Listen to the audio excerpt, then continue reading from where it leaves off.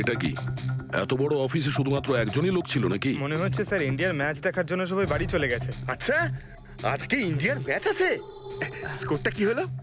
Kohli century করতে যাচ্ছে। কি বলছেন স্যার? আপনি কি করে জানলেন? বাইরে ওয়াচম্যান কমেন্ট্রি শুনছিল। ও। ইনভেস্টিগেশন করতে এসেছি, চোখ কান খোলা রাখতে হবে। স্যার, হিতেশের cabin. Mister Hitesh, hi, CID. Please বসুন। আমি আপনাদেরই অপেক্ষায় ছিলাম। শুরু থেকে বলুন সবকিছু। 6 মাস আগে আমি রোহনকে কাজে রাখি। গত 5 বছর ধরে আমাদের কোম্পানিতে যে লোকসান হচ্ছে তা আগে কখনো হয়নি। কি ধরনের ক্ষতি? লোকসানের লিস্ট তো বলে শেষ করা যাবে না। যে টেন্ডারগুলো আমাদের কোম্পানির পাওয়া উচিত ছিল সেগুলো হাত থেকে বেরিয়ে যাচ্ছিল। এই দেখুন, 1100 কোটির রিফাইন্ডিং কন্ট্রাক্ট, 37 কোটির রেলওয়ে কন্ট্রাক্ট, আর 800 কোটির পাওয়ার ট্রান্সমিশন কন্ট্রাক্ট। এটাও তো হতে পারে যে যে সমস্ত কোম্পানি এই কন্ট্রাক্টটা পেয়েছে ওরা আপনার থেকে কম কোট দিয়েছে। সেটাই তো আমি বলতে চাইছি স্যার। যদি অন্য অন্য কোম্পানি এই টেন্ডার পেত তাহলে ব্যাপারটা অন্য ছিল, কিন্তু এই সমস্ত কন্ট্রাক্ট একটা মাত্র কোম্পানিই পেয়েছে। আর সবচেয়ে বড় কথা হলো তাদের অ্যামাউন্ট আমাদের দেওয়া অ্যামাউন্টের থেকে মাত্র 1000 টাকা কম। শুধুমাত্র 1000 টাকা কম? কোন কোম্পানি এটা? XPL infrastructure. XPL infrastructure. তাহলে আপনার মনে হচ্ছে যে আপনার কোম্পানিতে এমন কেউ বেইমান আছে যে স্যালারি আপনার থেকে নেয় কিন্তু কাজ এক্সপিএল এর জন্য করে? 100% কেউ না কেউ তো অবশ্যই আছে। আর রোহন ওই লোকটার খুব কাছাকাছি পৌঁছে গিয়েছিল। ওর লাস্ট ফোন কলে আমায় এটাও বলেছিল যে সেই বেইমান এস্টিমেটিং অ্যান্ড টেন্ডিং ডিপার্টমেন্টের লোক। আচ্ছা, এই ক্রাইম সিন থেকে আমরা এই ড্যামেজড হার্ড ডিস্কটা পেয়েছি। কি আছে এর ভেতরে? স্যার, এটা আমাদের কোম্পানির গত 5 বছরের CCTV footage, call logs, emails, আমাদের কোম্পানিতে কত এমপ্লয়িজ আছে, সমস্ত ইনফরমেশন এতে ছিল। তাহলে এর কপি নিশ্চয় আছে আপনার কাছে? আগে হ্যাঁ আছে। আমরা ওটা আমাদের সঙ্গে নিয়ে যাব। শিওর।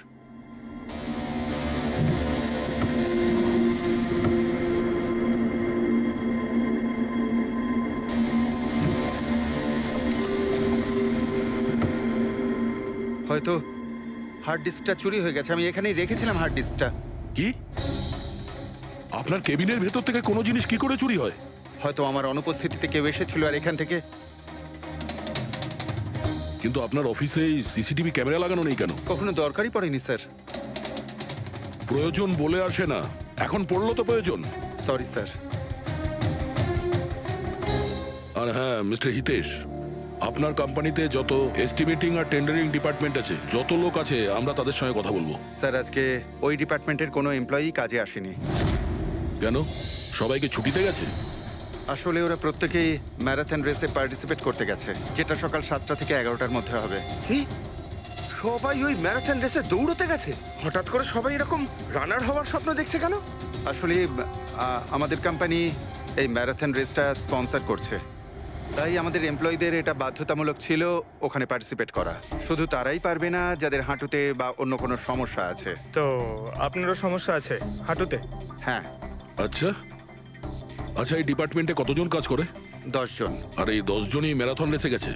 হ্যাঁ স্যার, যদি কেউ না যেত আমি অবশ্যই জানতে পারতাম স্যার। স্যার, হুম। যদি পুরো ডিপার্টমেন্টের সবাই ম্যারাথনে দৌড়চ্ছিল যখন রোহনের খুন হয়েছিল, তাহলে খুনটা করলো কে? হতে পারে ওই কন্ট্রাক্ট কিলার। এক মিনিট মিস্টার হিতেশ, আপনার কাছে এই ম্যারাথন রেসের কোনো ব্রোশিয়া, কোনো লেটার আছে? ইয়েস স্যার, আমি আনছি। কি হলো স্যার? চুম্বকে ওই দৌড়ানোর লোকটা, ম্যারাথন রেস, এক্ষুনি জানতে পারবো। এই নিন sir. Thank you. You are welcome sir. দেখেছো, এটাই হলো ওই চুম্বকের রহস্য। যেটা ক্রাইম সিনে পাওয়া গেছে সেটা ম্যারাথন রেসে। মানে স্যার, ও ম্যারাথন রেসে দৌড়চ্ছিল, রোহনকে খুন করার জন্য ও রেস ছেড়ে দিয়ে ওর বাড়ি চলে যায়? মনে তো হচ্ছে এইরকমই। স্যার, এই বিপ ম্যাগনেট জার্সির ওপর লাগানো হয়। সঞ্জু স্যারকে একটু বুঝিয়ে দাও। দেখুন স্যার, এই ম্যাগনেটটাকে এখানে এইভাবে লাগিয়ে দিতে হবে। সেম এরকমই আরেকটা নেওয়ার পরে জার্সির ভেতর থেকে আমরা নিয়ে নেব, আর এটাকে আমরা এইভাবে লাগিয়ে দেবো। সেম আরেকটা এইভাবে নিয়ে এটাকে নিয়ে আমরা এইভাবে লাগিয়ে দেবো, আর এটা এইভাবে লক হয়ে যায়। আগে আমরা সেফটি পিন ইউজ করতাম, কিন্তু দু একবার রানার্সের চোট লেগেছিল, তাই আমরা এই ম্যাগনেট টেকনিকটার ব্যবহার করছি। এই ম্যাগনেট আর রেসিং হুইপ আপনি সব প্রতিযোগীকেই দিয়েছিলেন? ইয়েস স্যার, সবাইকে জানিয়ে দেওয়া হয়েছিল, বলাও হয়েছিল রেস শেষ হয়ে যাওয়ার পরে সব ম্যাগনেটগুলোকে ফেরত দিয়ে দিতে। তাহলে কারা কারা এই ম্যাগনেট ফিরিয়ে দেয়নি? স্যার অনেকেই দেয়নি, কেউ ফেলে দিয়েছিল, কেউ বা হারিয়ে ফেলেছিল, আর এক একজনের দায়িত্বও ছিল না যে জিনিসটাকে ফেরত দিতে হবে। একটা কথা তো শিওর, কেউ রেস মাঝপথে ছেড়ে দিয়েছিল, গিয়ে খুন করে আবার ফিরে এসেছে। কিন্তু স্যার রেস তো অনেক লোকেই মাঝখানেই ছেড়ে দিয়েছিল, কিন্তু এটা কি করে জানা যাবে যে তাদের মধ্যে রোহনকে কে মেরেছে? ওই 10 জনের মধ্যেই কেউ হবে যারা ক্যান্টিন ডিপার্টমেন্ট আর এস্টিমেটিং ডিপার্টমেন্টে কাজ করছিল। কিন্তু স্যার ওই 10 জনের মধ্যে রেস মাঝপথ থেকে ছেড়ে দিয়েছিল, এটা কিভাবে জানতে পারবো? জানা যেতে পারে স্যার। কি করে? স্যার আমরা প্রত্যেকটা প্রতিযোগীর মাথায় গোপ্রো ক্যামেরা লাগিয়েছিলাম, আর সেটা থেকে জানা যেতে পারে কে মাঝপথে ছেড়ে দিয়েছিল। ওয়ান্ডারফুল।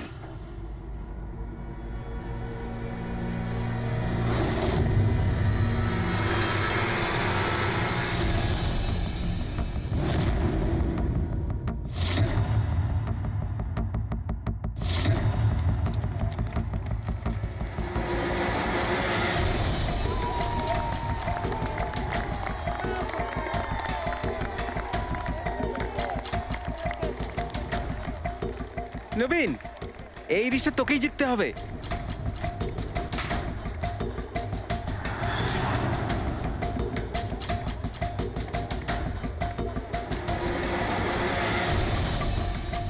রান।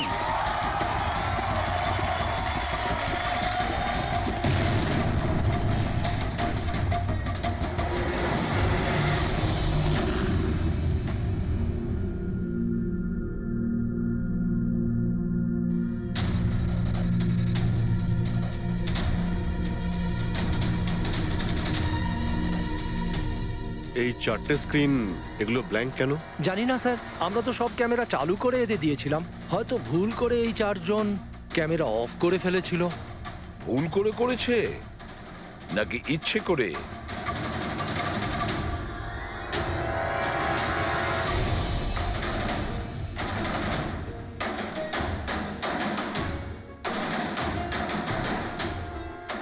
এদের মোটিভটা কি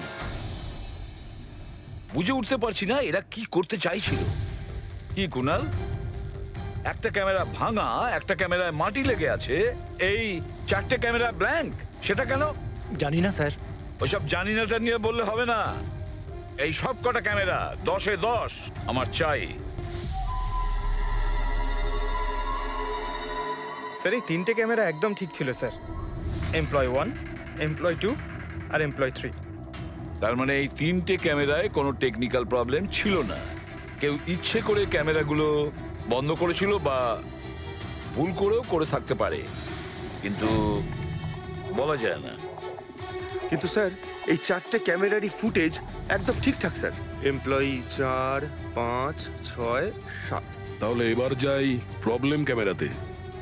সবার আগে প্রবলেম ক্যামেরা ছিল এই নবীনের, যার লেন্স ক্র্যাক হয়ে গেছিল, হতে পারে দৌড়তে দৌড়তে পড়ে গেছিল।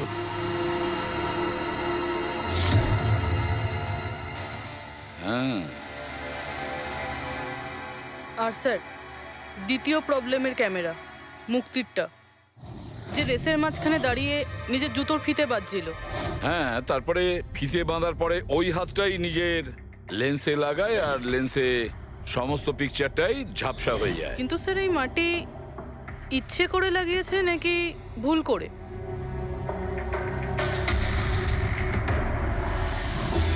আরে 10টা লোকের তো 10টা গোপ্রো ক্যামেরা থাকা উচিত, এখানে তো দেখছি 9টা। গৌরবের ক্যামেরাটা কি হলো, সেটা কোথায়? স্যার ওই ক্যামেরাটা হারিয়ে গেছে, গৌরব ওটা ফেরত দেয়নি। তাহলে স্যার এই গৌরবই খুনি, ওকে ধরে ফেলা উচিত। না পঙ্কজ, এইভাবে হয় না। হতে পারে গৌরব ক্যামেরাটা ফেরত দিতে ভুলে গেছে, আমাদের এটা ভাবতে হবে যে খুনি এই সময়টাই কেন বেছে নিল ম্যারাথন রেসের টাইমে খুন করার জন্য। ও তো চাইলে যে কোনো সময় খুন করতে পারতো, যে কোনো জায়গায় পারতো। হ্যাঁ, অ্যালিবাইয়ের জন্য স্যার, যাতে ধরা পড়লে খুনি বলতে পারে যে রোহনকে খুনের সময় ও তো ম্যারাথনে পার্টিসিপেট করেছিল। হ্যাঁ, সেই জন্য ও রেসেও পার্টিসিপেট করেছিল আর রেস কমপ্লিট করেছিল। তার মানে স্যার রেসকে মাঝখান থেকে ছেড়ে ও চলে গেছিল, তারপরে গিয়ে খুন করলো, আর খুন করার পরে এসে রেস আবার শেষ করলো। এক্স্যাক্টলি। কিন্তু স্যার এই ফুটেজ থেকে কিভাবে জানতে পারবো কে রেস ছেড়ে চলে গেছে, খুন করেছে, আবার রেস জয়েন করেছে? স্যার, এই ব্যাপারটা আপনি টাইমিং চিপ থেকে জানতে পারবেন। টাইমিং চিপটা আবার কি? আজকাল ম্যারাথন রেসে বিজেতা কে জানার জন্য আরএফআইডির ব্যবহার করা হয়। আরএফআইডি মানে রেডিও ফ্রিকোয়েন্সি আইডেন্টিফিকেশন। আগে হ্যাঁ, ও, এই টেকনিক থেকে একটা জিনিস জানা যেতে পারে যে একজন রানারের প্রত্যেকটা ল্যাব কমপ্লিট করতে কত সময় লেগেছে। RFID, radio frequency identification. Sir এটাই হলো চিপ, আর এটা রেসের ম্যাট, আর এটাই RFID টেকনিকে চলে। দেখুন স্যার। ও, তার মানে রেস শুরু হতেই যখন কোনো রানার এটা ক্রস করে তখন এই টাইমিংটা ওই মুহূর্তে শুরু হয়ে যায়। একদম স্যার, অফিসের কার্ডের মতন স্যার। ঠিক আছে, এটা তো বুঝতে পারলাম, কিন্তু এটা কি জানতে পারা যাবে যে কেউ রেস মাঝপথে ছেড়ে দেয় আর পরে আবার এসে জয়েন করে? এরও উপায় আছে স্যার। স্যার এই ম্যারাথন রেস 31 কিলোমিটারের হয়। এতে 4টে ভাগ, প্রথমটা 5, দ্বিতীয়টা 10, তৃতীয় 15, চতুর্থ 20। চতুর্থ পর্যায় থেকে ফিনিশিং লাইনের দূরত্ব কম করে 1 কিলোমিটার স্যার। তার মানে সব মিলিয়ে 6টা প্যাড, স্টার্টিং লাইনের প্রথম প্যাড আর ফিনিশিং লাইনের 6 নম্বর প্যাড, মাঝখানে 4টে থাকছে, 4টে ধাপ, 4টে প্যাড। যখন কোনো প্রতিযোগীর পা ওই প্যাডের মধ্যে পড়ে তখন আমরা বুঝতে পারি ওই রানার কত টাইমটা নিয়েছে। তাহলে কে রেস মাঝপথে ছেড়েছিল আর কে ছেড়ে যায়নি এটা জানা গেলে এটাও জানা যাবে যে একটা ধাপ থেকে আরেকটা ধাপে যাওয়ার সময় কোন রানারের সব থেকে বেশি সময় লেগেছিল। সবকটারই টাইমিংটা চেক করতে হবে।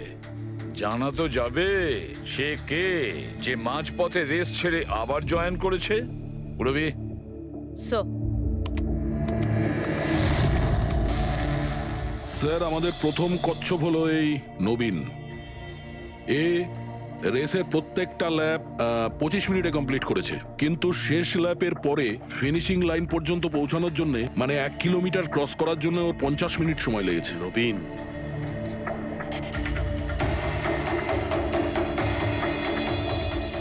আর স্যার এই মুক্তি, এর টাইম তো রেকর্ডই হয়নি।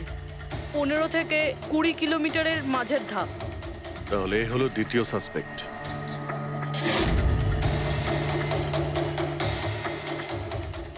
মুক্তি। আর এবার এই গৌরব, এ তো 15 কিলোমিটারের ধাপই বের হতে পারেনি।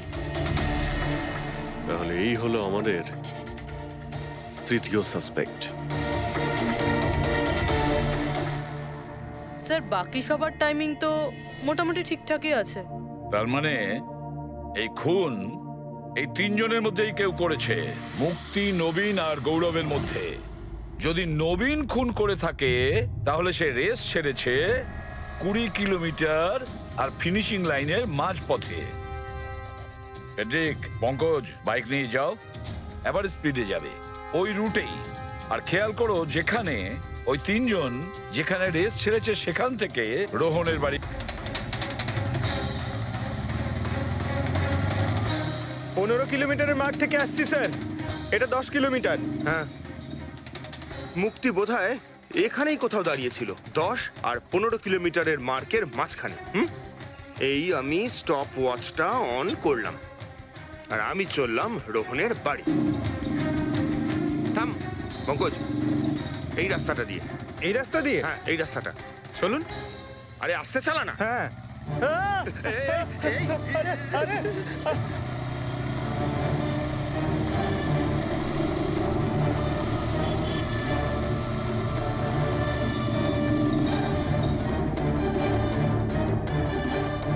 এই দেখুন রোহনের বাড়ি। মুক্তি নিশ্চয়ই রোহনের ঘরে পিছনের জানলা দিয়ে ঢুকেছিল।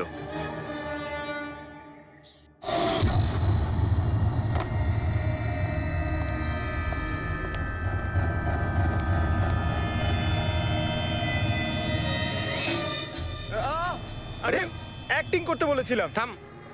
মুক্তি রোহনকে খুন করার পর হয়তো সমস্ত তথ্য প্রমাণ পুড়িয়ে আবার দৌড়ে ফিরে গিয়েছিল ম্যারাথন শেষ করতে। চল আমরা আবার যাব সেই ম্যারাথনের ওখানে 20 কিলোমিটারের মার্কটার কাছে।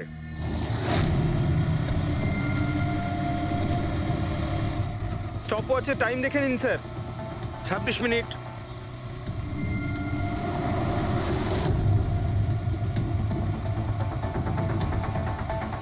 বাহ, আরে ব্যাস ব্যাস ব্যাস। এবার মুক্তি পৌঁছলো 20 কিলোমিটারের মার্কে পাক্কা 30 মিনিট পরে। আর তারপর এখান থেকেই হয়তো ও রেসটা শেষ করেছিল।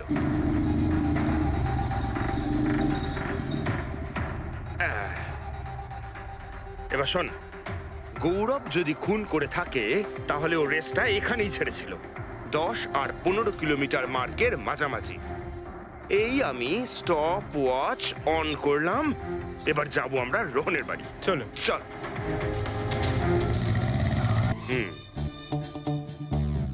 হ্যাঁ, একদম পুরো বিশ্বাস আছে আমার। Excuse me. এই ছাড় ছাড় ছাড় ছাড়, আরে আরে আরে মরে যাবো তো।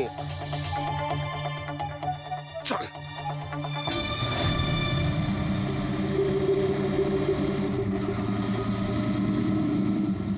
ব্যাস। একটু দাঁড়ান, আমি বুঝতে পেরেছি। আমি বলছি, এই গৌরব রোহনের বাড়ি থেকে 15 থেকে 20 কিলোমিটার দূরে রেসে আবার জয়েন করেছিল, তাই না? শাবাশ। হ্যাঁ। আমার সাথে থেকে থেকে তোরও তো বুদ্ধি খুলে গেছে। আর এই সব কিছু করতে গৌরবের টাইম লেগেছিল পুরো 27 মিনিট। এবার দেখা যাক নবীনের কত লেগেছিল। এবার যদি নবীন খুন করে থাকে তাহলে ও নিশ্চয়ই এখান থেকে গেছিল, যেখানে ও পড়ে গেছিল। এই আমি স্টপ ওয়াচ অন করলাম।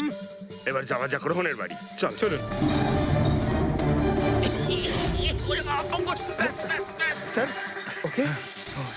পঙ্কজ, 3 জন রোহনের সাথে এরকমই কিছু করেছিল। ব্যাস। রোহনকে খুন করে নবীন এইখানে এসে পৌঁছেছিল ফিনিশিং লাইনের সামনে, যেখানে ও ক্যামেরাটা দ্বিতীয়বারের জন্য সরিয়েছিল। আর এই সব কিছু করতে ওর লেগেছিল হয়তো 48 মিনিট। স্যার, হ্যাঁ, জানতে পেরেছি 3 জনের কত সময় লেগেছিল।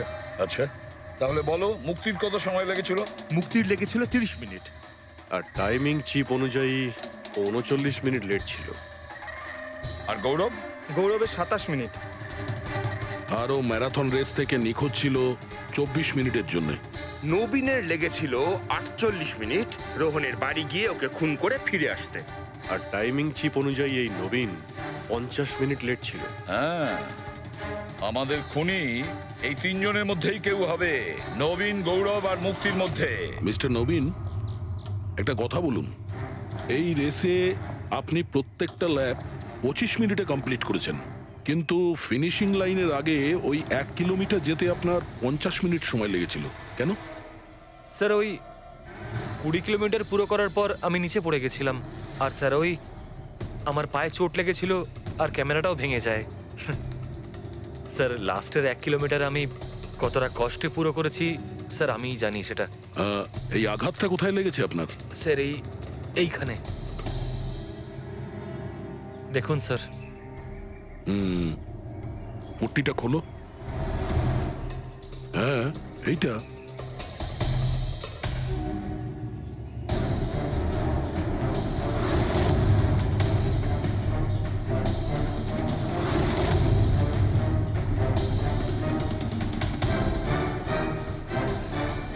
স্যার এবার আপনার বিশ্বাস হয়েছে যে আমি কোনো দোষ করিনি? নির্দোষ যদি হও এত ঘাবড়ে যাচ্ছ কেন? ঘাম হচ্ছে, অনেকটা নার্ভাস লাগছো তুমি। হ্যাঁ, মাটি কেন লাগিয়েছিলে ক্যামেরাতে? জানি না, ভুল করে লেগে গিয়েছিল। ভুল করে? 15 থেকে 20 কিলোমিটার ধাপও ভুল করে ছেড়ে দিয়েছিলে নাকি? আমি তো কোনো ধাপই ছাড়িনি, সমস্ত ধাপই পুরো করেছি। কিন্তু টাইমিং চিপ তো অন্য গল্প বলছে। টাইমিং চিপ খারাপও তো হতে পারে। আপনি একজন মেশিনের উপর বিশ্বাস করবেন নাকি একজন জীবন্ত মানুষের উপর? আচ্ছা, তোমার গোপ্রো ক্যামেরাটা কোথায় গেল? তুমি তো ওদের ওটা ফেরত দাওনি। ওটা তো হারিয়ে গেছে স্যার। হারিয়ে গেছে? কি করে হারিয়ে গেল ভাই? জানি না স্যার, ওই রেসের মাঝখানে হঠাৎ করে দেখলাম ক্যামেরাটা ছিলই না, জানি না কোথায় পড়ে গেছে। আচ্ছা, আর ওই 15 কিলোমিটারের ধাপটাও কি হারিয়ে গিয়েছিল? ওটাকে তো পার করনি তুমি। স্যার আমি পুরো রেস কমপ্লিট করেছি। মিথ্যে কথা বলবে না। রেসের মাঝে কোথায় গিয়েছিলে?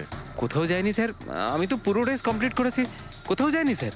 আচ্ছা, স্যার মনে হচ্ছে নবীনই, কারণ আমি যখন ওকে জিজ্ঞাসাবাদ করছিলাম তখন ওর মুখ একদম ফ্যাকাশে হয়ে গেছিল, হাত পা কাঁপছিল ওর। এই গৌরবও কম নয়। ও বলল জানি না কি করে ক্যামেরাটা হারিয়ে গেছে। আরে এত বড় একটা ক্যামেরা পড়ে গেলে সেটা কেউ জানতে পারবে না স্যার। বস, তোমার কথাটা ঠিকই, কিন্তু নবীনের একটু আঘাত লেগেছে না? হ্যাঁ স্যার, আঘাত তো ওর লেগেছে। স্যার আমার মনে হচ্ছে ও মিথ্যে কথা বলছে। স্যার আমার মনে হচ্ছে মুক্তি মিথ্যে বলছে। ও জেনে শুনেই ক্যামেরায় মাটি লাগিয়েছিল, কারণ নিশ্চয়ই এমন কিছু আছে যেটা ও আমাদের থেকে লুকোতে চাইছে। হ্যাঁ, এটাও হতে পারে, কারণ ক্যামেরায় যদি ভুল করে মাটি লেগে যেত তাহলে আরো সবার ক্যামেরাতে লাগতে পারতো ভুল করে। গোলমাল আছে, এই তিনজনের মধ্যে কোনো না কোনো গোলমাল তো নিশ্চয়ই আছে। খুনি এই তিনজনের মধ্যেই কেউ একজন। নবীন, আমাকে ওই জায়গাটা দেখাও যেখানে তুমি এক্স্যাক্টলি পড়েছিলে, কিভাবে পড়েছিলে। আসুন স্যার, কিন্তু স্যার আমার পায়ে খুব ব্যথা আছে, আপনি একটু সাহায্য হ্যাঁ, করবেন হ্যাঁ, আমাকে? নিশ্চয়ই নিশ্চয়ই, এসো।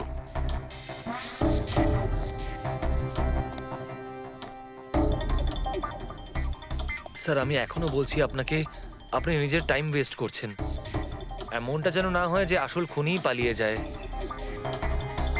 সিআইডির হাত থেকে আজ পর্যন্ত কোনো খুনি না বেরিয়েছে না বেরোতে পারবে, নিশ্চিন্ত থাকো।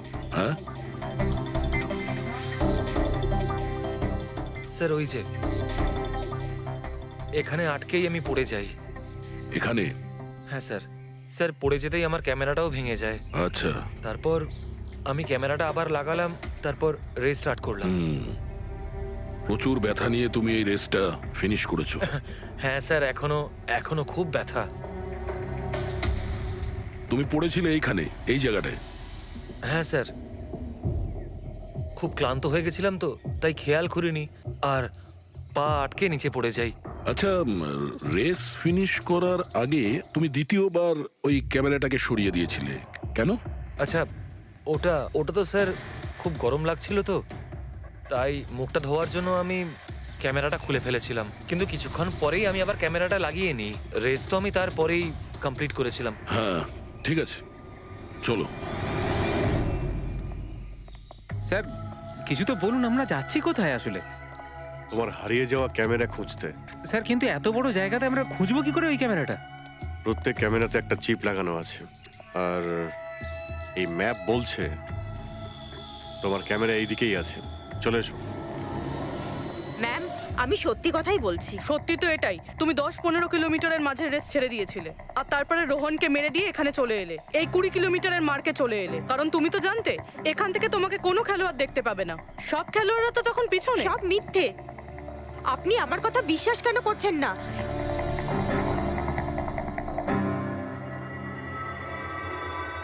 কি কি খুঁজছো? আমি কিছু তো না। কিছু আছে ওখানে? না, কিছু না। আচ্ছা, ওই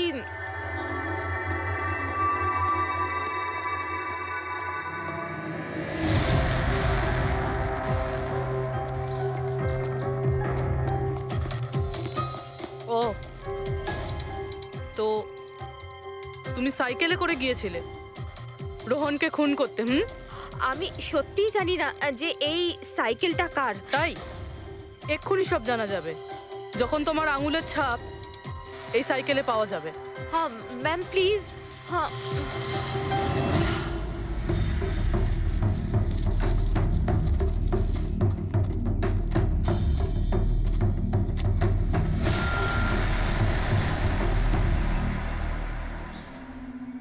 এই হলো ক্যামেরা। এটাকে পুরো ভেঙে ফেলেছো? হ্যাঁ, আমি ভাঙিনি স্যার। দুটো ক্যামেরা।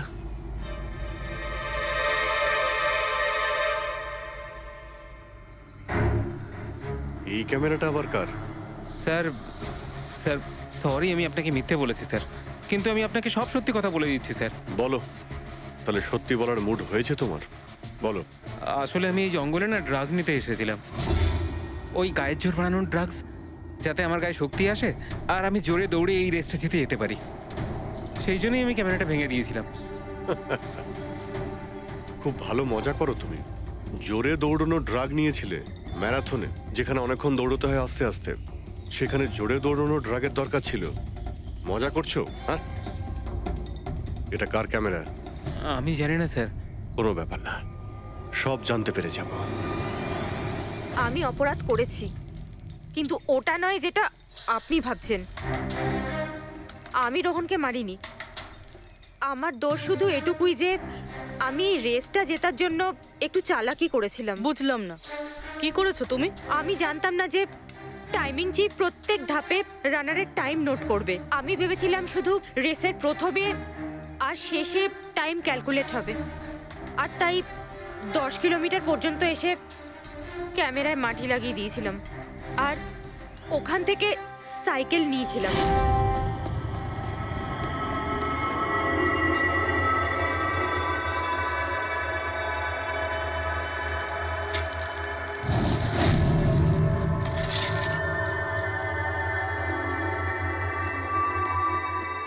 কিন্তু রেস শেষ হতেই সিআইডি ওখানে চলে এলো আর আমি ওখান থেকে সাইকেলটা সরানোর সুযোগই পাইনি। এত কিছু করেছো শুধু একটা রেস জেতার জন্য? আসলে অফিসে বেট ধরা হয়েছিল যে আমাদের ডিপার্টমেন্টে যে রেসটা জিতবে তাকে সবাই কন্ট্রিবিউট করে 5 লাখ টাকা দেবে। আমার টাকার খুব দরকার ছিল, তাই আমি... এটা দীপ্তির ক্যামেরা।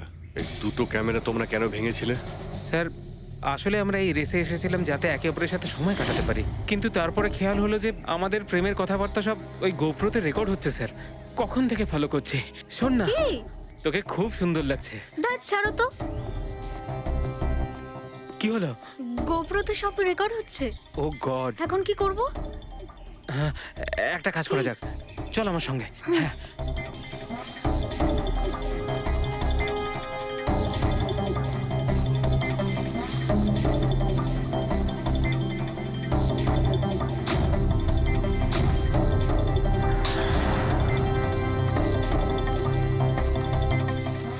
আরে তোমরা তো অদ্ভুত কাজ করেছো। আরে এতে তো কোনো সাউন্ড রেকর্ডই হয় না, তোমরা তো বোকার মতো কাজ করেছিলে। হয়তো কে দুটো ক্যামেরা ভেঙে দিয়েছো। কি স্যার, এতে কিছু রেকর্ড হয়নি? স্যার, নবীন তো আমাকে ওই জায়গাটা দেখিয়েছে যেখানে ও পড়েছিল, কিন্তু কেন জানি না আমার মনে হচ্ছে যে ও মিথ্যে কথাই বলছে। আরে মুক্তি, স্যার, মুক্তি বলেছে যে ও সাইকেলের ব্যবহার করেছে রেস জেতার জন্য। স্যার, হতে পারে ও মিথ্যে কথা বলছে আর রোহনকে খুন ওই করেছে। আর গৌরব আর দীপ্তি, ওদের লাভ স্টোরির কি হলো? কতটা সত্যি? হ্যাঁ, ওরা সত্যি কথাই বলছে। ফোন রেকর্ডে দেখাচ্ছে দীপ্তি আর গৌরব প্রতিদিন 3-4 ঘন্টা করে নিজেদের মধ্যে কথা বলতো। স্যার, একটা কাজ করি, আমরা আবার ম্যারাথন রেসের ফিনিশিং ভিডিওটা দেখি।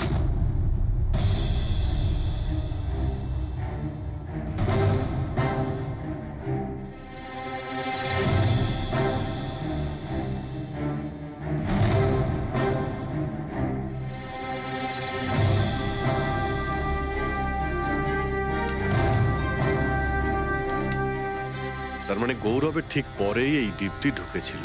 দুজনে একসঙ্গেই ছিল। মনে হচ্ছে স্যার দুজনেই এই কাণ্ড করেছে। এক মিনিট অভিজিৎ, দয়া, এই ফুটেজটা দেখো।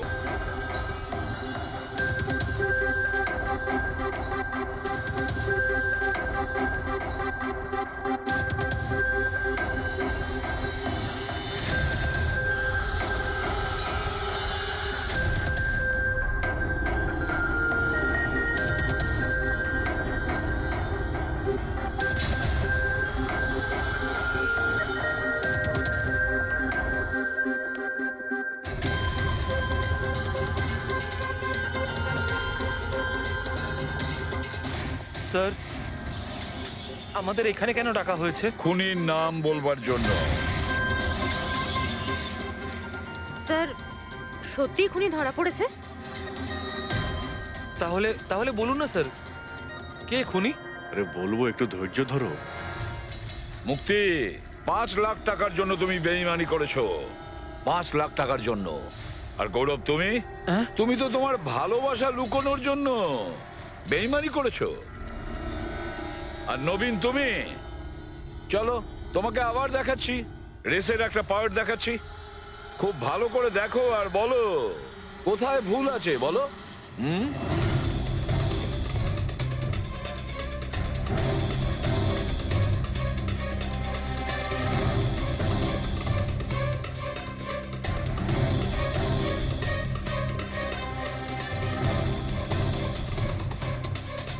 কিছুই তো নেই স্যার, সবই তো ঠিকই আছে। কোনো প্রবলেম নেই। তোমার মনে আছে তুমি বলেছিলে যে ক্যামেরাটা দ্বিতীয়বার যখন তুমি সরিয়েছিলে তারপরে তুমি মাথায় জল ঢেলেছিলে? ওটা ওটা তো স্যার খুব গরম লাগছিল, তো তাই মুখটা ধোয়ার জন্য আমি ক্যামেরাটা খুলে ফেলেছিলাম। মিথ্যে বলেছিলে তুমি, নিজের মাথায় জল ঢেলেছিলে। অথচ যখন ফিনিশিং লাইনে পৌঁছলে তখন তো তোমার ভেজা অবস্থায় থাকার কথা ছিল। কিন্তু এই ফুটেজে আমরা কি দেখতে পাচ্ছি? তুমি শুকনো অবস্থায় দৌড়চ্ছ। হয়তো জল শুকিয়ে গেছিল। বর্ষাকালে অত তাড়াতাড়ি জল শুকিয়ে গেল, অদ্ভুত ব্যাপার। তাহলে নবীন, তোমাকে আরো একটা ফুটেজ দেখাই, এই গল্পের শেষ অংশ। বলো, এটা দেখে তোমার কি মনে হচ্ছে?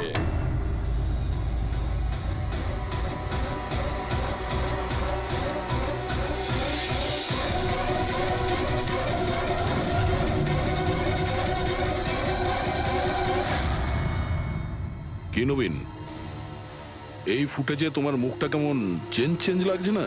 হ্যাঁ, অন্যরকম তো দেখাবেই, কারণ এই মুখটা নবীনের নয়, ওর ভাই প্রবীণের।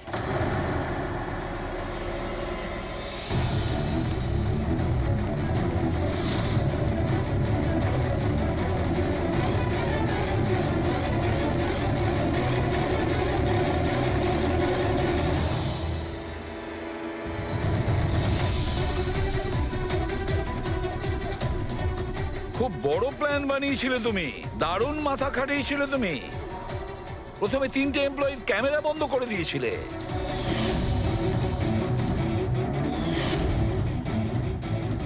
আর তারপরে নিজের গোপ্রো ক্যামেরা নিচে ফেলে দিয়েছিলে যাতে লেন্সটা ভেঙে যায়। আর তারপর নবীন নিজের ক্যামেরাটাকে খুলে পরিয়ে দিল নিজের ভাইকে, মানে প্রবীণকে।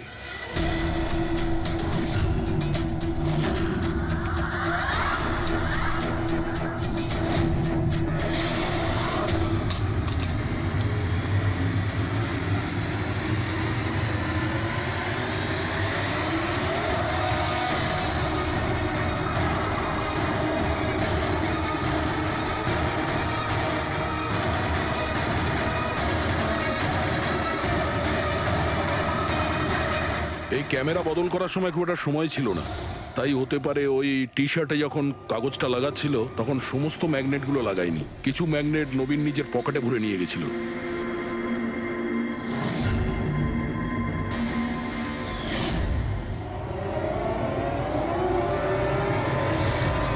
নবীন রেস ছেড়ে বেরিয়ে যায় রেইনকোট পরে, আর পৌঁছে যায় রোহনকে খুন করার জন্য। কিন্তু ও কি করে জানবে যে রোহনকে মারার সময় ম্যারাথন রেসের ওই ম্যাগনেটই ওকে ফাঁসিয়ে দেবে?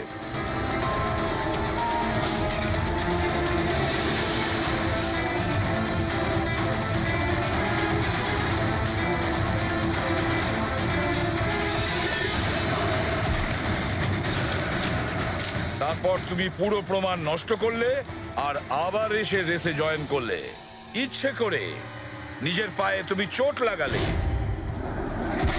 যাতে আমরা বিশ্বাস করি যে আঘাতটা সত্যি। আর তারপরে তুমি রেসটা ফিনিশ করো। তাহলে বলো। হ্যাঁ স্যার, আমি খুন করেছি রোহনকে। একদম একদম পারফেক্ট প্ল্যান ছিল, কিন্তু আমি কি করে জানবো যে আপনারা আমার থেকেও অনেক বুদ্ধিমান? প্রত্যেক অপরাধী এই ভুলটাই করে, কারণ তার মনে হয় যে সে আইনের চোখে ফাঁকি দিয়ে দেবে। এবারে বলো, ওকে কেন খুন করলে? তাড়াতাড়ি বলো। বিএনডি বিল্ড কোনে হওয়া প্রত্যেকটা গন্ডগোলের পেছনে আমিই ছিলাম। আমার জন্যই প্রত্যেকটা টেন্ডার কোম্পানির হাতছাড়া হলো। আর আমি যদি রোহনকে না মারতাম তাহলে ও আমার সমস্ত রহস্য খুলে দিত। তাই আমি লজ্জা লাগার কথা তোমার। যে থালায় খেয়েছো ওই থালায় ফুটো করেছো। আর সেই পাপ লুকোনোর জন্য তুমি রোহনকে খুন করে দিয়েছো। আইন তোমাকে কঠোরতম শাস্তি দেবে। আশা করি ততদিনে ফাঁসির অর্ডার এসে যাবে। নিয়ে যাও এদের।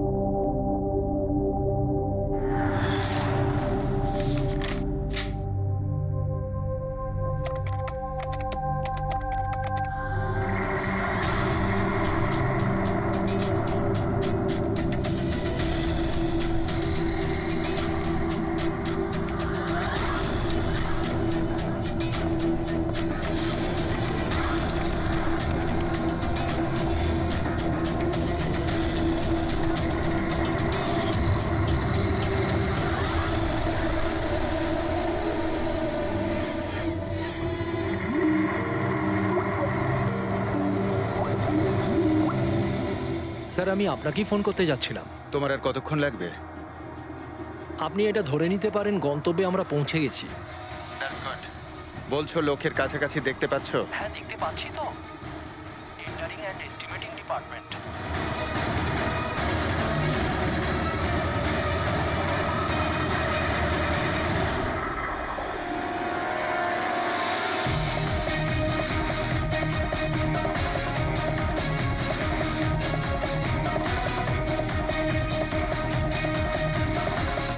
আর ওই লোকটার নাম খুব শিগগিরই আমি আপনাকে বলে দেবো। Rohan, hello hello, Rohan.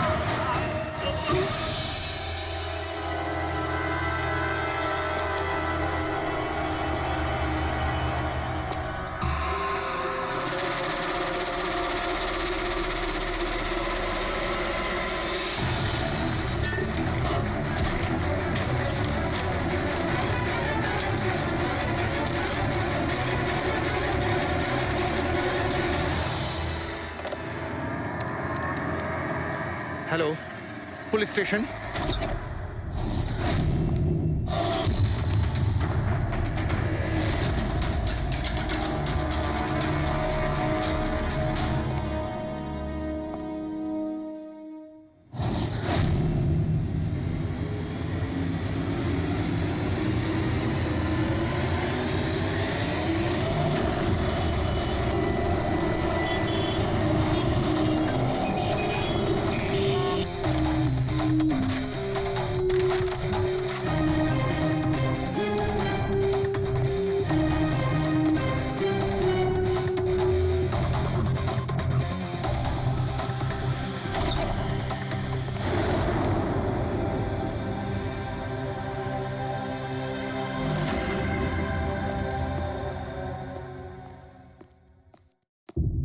Good afternoon, doctor Salunke. কি good afternoon. Please, sorry, don't mind. আসলে যখনই কোনো নিরপরাধ লোকের খুন দেখি না, তখনই গুড আফটারনুন, গুড মর্নিং এর উপর বিশ্বাসই চলে। তাই তো ডক্টর। ডক্টর কোনো পোক্ত প্রমাণ পেলেন? আপাতত এই ল্যাপটপের চার্জারটা তার, এটা দিয়েই শ্বাসরোধ করা হয়েছে এর। আর এর মৃত্যুর সময় হচ্ছে সকাল 9টা থেকে 9:30টার মধ্যে। আর হ্যাঁ, লাশের পাশে এই মোবাইলটা পাওয়া গেছে। হয়তো এটা আমাদের কোনো সাহায্য করবে। আর ওই বাকি প্রমাণগুলো যার ব্যাপারে ইন্সপেক্টর সমীর বলছিলেন? স্যার, স্যার, রোহনের ডায়েরি এই দেখুন, পুরোটাই পুড়ে গেছে, ছাই হয়ে গেছে। তবে এই ডায়েরিটার সঙ্গে অনেক ডকুমেন্টসও ছিল, সেগুলোও পুড়ে গেছে। বুঝতেই পারছি না যে ওই ডকুমেন্টস এমন কি ছিল। নিশ্চয়ই এর মধ্যে এমন কিছু ছিল যার জন্য ওই খুনি প্রবলেমে পড়তো, তাই প্রমাণ জ্বালিয়ে দিয়েছে আর এই রোহনকেও মেরে দিয়েছে।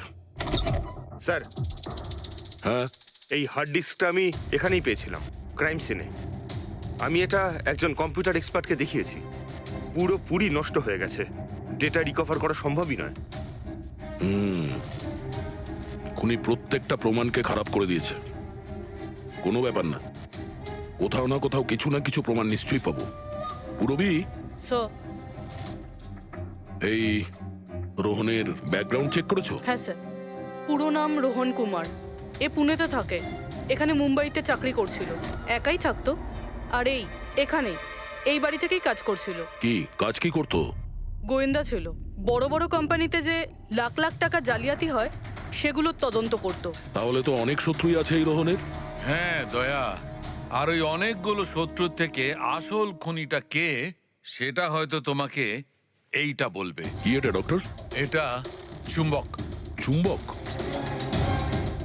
এর মধ্যে একজন দৌড়বীরের ছবিও আছে, কিন্তু এই চুম্বক রোহনের বডির মধ্যে কি করছিল? আমার মনে হচ্ছে হয়তো এটা খুনির হবে। ওর পকেটে ছিল, এদিক ওদিক করতে গিয়ে হয়তো এটা পড়ে গেছে। তাহলে তো এটা আঙুলের ছাপ থাকবে। না, একটাও নেই। একটাও নেই।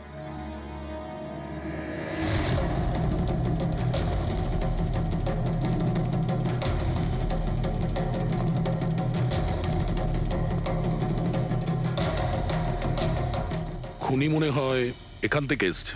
পুরবি, স্যার। এই রোহন এই মুহূর্তে কার জন্য কাজ করছিল? স্যার, ডিএনডি বিল্ডকম লিমিটেডের জন্য। BND Buildcom limited? এটা তো ইঞ্জিনিয়ারিং আর কনস্ট্রাকশনের 1 নম্বর কোম্পানি শহরের। হ্যাঁ স্যার, এই দেখুন, এই ভাঙা হার্ড ডিস্কটার উপরেও ওই কোম্পানিটারই স্টিকার লাগানো রয়েছে। আর মারা যাওয়ার ঠিক আগে এই রোহন এই কোম্পানির সিইও মিস্টার হিতেশের সাথে ভিডিও কলে ছিল। আর স্যার, এই লোকাল পুলিশ স্টেশনেই হিতেশে কমপ্লেন করেছিল।